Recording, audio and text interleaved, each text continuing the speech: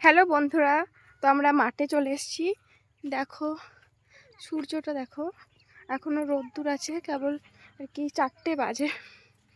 এদিকে দেখো পেঁয়াজ লাগানো হচ্ছে, পেঁয়াজ লাগিয়েছে সবে এদিকে, আর এদিকেও লাগাবে, জমিতে সব চাষ দিয়ে রেখেছে।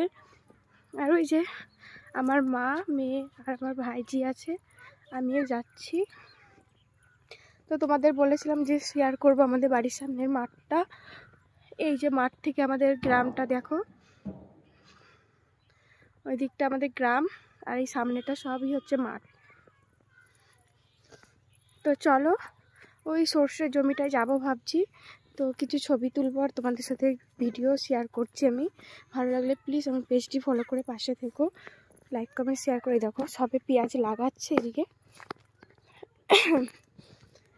ঠান্ডা লেগেছে বলে কথা বলতে আমার খুবই কষ্ট হচ্ছে, তাও তোমাদের জন্য আমি এইটুকু তো করতেই পারি, তাই না? এই দেখো ফুলকপি হয়েছে, এটা হচ্ছে ফুলকপির ক্ষেত, সব ফুলকপি হয়েছে সব গাছে। যে ওই যে ওরা ওই দূরে চলে গেছে, এখান থেকে এই ভিউটা দেখো, খুব সুন্দর।